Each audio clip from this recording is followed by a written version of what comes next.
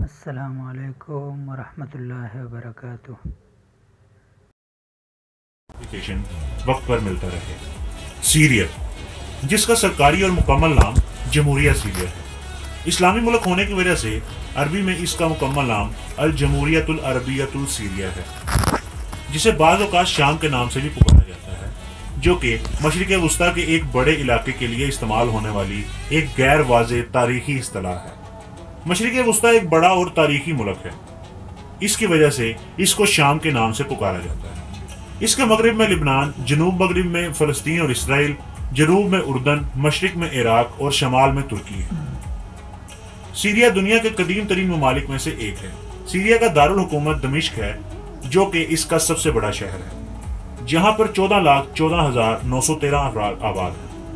دوستو، اگر سیریا کی تاریخ کی بات کی جائے تو سیریا دنیا کی قدیم تہذیبوں کا مرکز رہا ہے۔ دنیا کے قدیم ترین سامی اقوام اور زبانوں کے آثار سیریا سے ہی ملتے ہیں۔ یہ دنیا کے قدیم ترین آباد ملکوں میں سے ایک ہے، جس کو مسلمانوں نے فتح کیا۔ 1918 میں وہاں فرانسیسیوں اور برطانیوں کی ایما پر ایک کٹ پتلی حکومت قائم کی گئی، جس کا نتیجہ یہ تھا کہ کچھ ہی عرصہ بعد سیریا کا زیادہ تر علاقہ فرانسیسیوں کے قبضہ میں چلا گیا۔ فرانس نے جب یہ محسوس کیا کہ وہ مزید سیریا پر اپنا قبضہ نہیں رکھ سکتے تو اس نے سیریا کو آزادی دینے کا فیصلہ کر لیا۔ 1946 میں فرانس نے 1944 میں کیے جانے والے معاہدے آزادی کو دوبارہ تسلیم کر لیا اور 15 اپریل 1946 کو فرانسیسی اور برطانوی فوج یہاں سے چلی گئی۔ 17 اپریل 1946 کو سیریا نے آزادی کا اعلان کر دیا اور 20ویں صدی کا ایک آزاد ملک بن گیا۔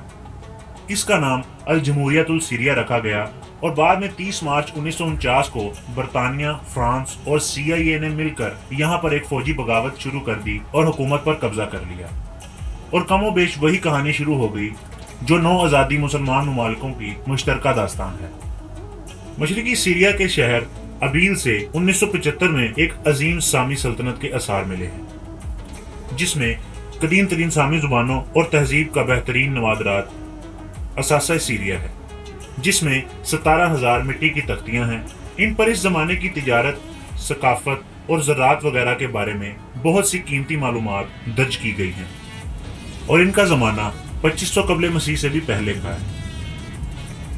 سیریا پر یکے بعد دیگرے کنانیوں، اربانیوں، اسرائیلی لوگوں اور بابل کے لوگوں نے قبضہ کیا اور نت نئی تہذیبوں کو جنم دیا، جن کو آج ہم دنیا کی قدیم تہذیبوں کے نام سے جانتے ہیں۔ بعد میں رومیوں، بازنطینیوں، یونانیوں، ایرانیوں اور عربوں نے بھی سیریا پر حکومت کی۔ رقبے کے حساب سے سیریا کو دنیا میں 68ویں نمبر پر شمار کیا جاتا ہے۔ اس کا کل رقبہ 1,85,118 مربع کلومیٹر ہے۔ اس کا 0.6% حصہ پانی پر مشتمل ہے۔ سیریا کو آبادی کے حوالے سے دنیا میں 63ویں نمبر پر شمار کیا جاتا ہے۔ اس کی کل آبادی 2 کروڑ ہے، جن میں اکثریت عربوں کی ہے، اور یہاں پر بہت تھوڑی تعداد میں اسرائیلی، کرد، ترک اور دروز بھی آباد ہیں۔ سیریا کے 80% کے قریب لوگ پڑھے لکھے ہیں، جن کی فی کس آمدنی $5,000 امریکی ہے۔ سیریا میں 92% سے زائد افراد مسلمان ہیں اور تقریباً 8% مسیح ہیں۔ عرب النسل لوگ 85% آباد ہیں اور کرد لوگ 10%۔ باقی لوگوں میں ارمینیائی، اسریائی اور دیگر لوگ سیریا کے رہنے والے ہیں۔ سیریا میں عراقی اور فلسطین مہاجرین کی تعداد بھی تقریباً 20 لاکھ افراد پر مشتمل ہے۔ عربی سب سے اہم زبان ہے، لیکن دیہات میں کچھ علاقے ایسے ہیں جہاں پر قدیم زبانیں مثلاً ارامی بھی سننے کو مل سکتی ہے، مگر یہ قدیم زبانیں دم توڑ رہی ہیں۔ دوستو، اگر یہاں کے موسم کی طرف نظر دوڑائی جائے تو یہاں کا موسم گرم اور خشک ہے۔ یہاں پر سردیاں بہت کم عرصے کے لیے آتی ہیں اور کبھی کبھار بحیرہ روم اور لبنان کی سرحد کے قریبی علاقوں میں برف باری بھی ہو جاتی ہے۔ سیریا کا زیادہ تر حصہ بنجر ہے اور 1/3 زمین قابل کاشت ہے۔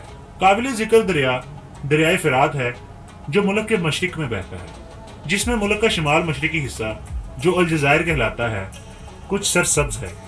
اس کے علاوہ پانی کے بیشتر ذرائع ترکی کے کنٹرول میں ہیں، کیونکہ یہ پانی ترکی سے بہہ کر آتا ہے۔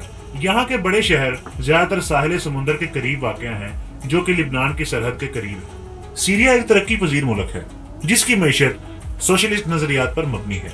ज्यादातर सनतें कौमी मलकियत में हैं। 60% से ज्यादा लोग 20 साल से कम उम्र के हैं, यानी काम नहीं करते। इसके अलावा खवातीनों में भी काम करने का रुझान बहुत कम है। इसके बावजूद बेरोजगारी की शरह 20% से ज्यादा रहती है। सीरिया कुछ तेल बरामद भी करता है, जिसमें सिर्फ इस सूरत में इजाफा हो सकता है कि अगर बैनुल-अक़वामी तेल की कंपनियां सरमायाकारी करें, जो आजकल अमरीकी दबाव की वजह से बंद है। इस तरह की मईशत बार बार फौजी इनकलाब और बाद में इंतहाई सख्त पाबंदियों की वजह से पैदा हुई है। सीरिया की सनत कुछ तरक्की याफ्ता है और वो अपनी जरूरियात पूरी करने के काबिल है। सीरिया की सिर्फ 1/3 जमीन काबिल काश्त है, जिसका ज्यादातर इन्हसार बारिशों पर है। ज़राअत एक ऐसा शोबा है जिसमें निजी मलकियत की शरह ज्यादा है, मगर ज़रूरी अशिया की दरामदो बरामदात पर हुकूमत का इख्तियार ज्यादा है। फी का आमदनी 5000 अमरीकी डॉलर से ज्यादा है, मगर शहरी लोग और देहाती लोगों की आमदनी में बहुत फर्क है। सीरिया की काम मुल्की मजमूई पैदावार 86.59 अरब बिलियन डॉलर है, जो दुनिया में 67वें नंबर पर आती है, और इसकी फी कस पैदावार 45,000 बैनुल-अक़वामी डॉलर है, जो दुनिया में 109वें नंबर पर आती है।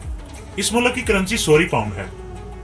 शाम में 4 बैनुल-अक़वामी हवाई अड्डे भी मौजूद हैं, जो सीरियन एयर के मरकजों के तौर पर काम कर रहे हैं, और ये भी गैर मुल्की कैरियर्स की तरफ से खिदमात अंजाम दे रहे हैं। सीरिया में रेलवे की खिदमात सीरिया की रेलवे कंपनी की तरफ से मुहैया की जाती है, जो कि तुर्क स्टेट रेलवे से ताल्लुक रखती है।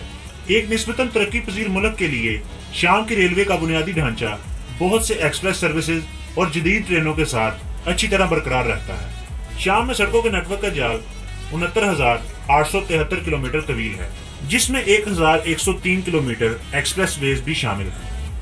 खेलों पर रोशनी डाली जाए तो सीरिया में सबसे ज्यादा मकबूल खेलों में फुटबॉल, बास्केटबॉल, स्विमिंग और टेनिस वगैरह शामिल है। इसके अलावा सीरिया में हल्ब बैनुल-अक़वामी स्टेडियम भी मौजूद है, जो कि शाम की कौमी फुटबॉल टीम का घर भी है।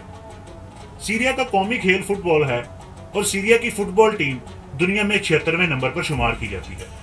तालीमी निज़ाम पर रोशनी डाली जाए तो सीरिया में 6 से 12 साल उम्र के बच्चों के लिए तालीम बिल्कुल लाजमी करार दी गई है। स्कूल में 6 साल की बुनियादी तालीम होती है, जिसके बाद 3 साल जनरल या कारोबारी तरबियती मुद्दत है। सानवी स्कूलों में कुल इंदराज 1,50,000 से ज्यादा है। शाम में 6 रियासती यूनिवर्सिटियां और 15 निजी यूनिवर्सिटियां भी मौजूद हैं, और यहाँ की सबसे मकबूल यूनिवर्सिटियों में दमिश्क यूनिवर्सिटी और हल्ब यूनिवर्सिटी शामिल है। यहाँ की हुकूमत अपनी अवाम की सेहत के लिए GDP का 3.4% हिस्सा मुख्तस करती है। सीरिया में लोगों की औसतन उम्र 75.7 साल है, जिसमें मर्दों की औसत उम्र 74.2 साल और खवातीन की औसत उम्र 77.3 साल है। सीरिया के सबसे पहले सदर का नाम बशारुल असद था और इसके सबसे पहले वजीर आजम का नाम अम्माल खमीस था। सीरिया वक्त के लिहाज से पाकिस्तान से 3 घंटे पीछे है। यहाँ पर बोले जाने वाली जुबान अरबी है और यहाँ का कॉलिंग कोड +963 है। तो दोस्तों, ये थी हमारी आज की वीडियो। हम उम्मीद करते हैं कि आपको हमारी ये वीडियो पसंद आई होगी। पसंद आने की सूरत में इसे लाइक करें और अपने दोस्तों के साथ शेयर करें। हमारे चैनल को भी सब्सक्राइब करें। आपसे मुलाकात होगी इंशाल्लाह अगली वीडियो में। तब तक के लिए अल्लाह निगहबान।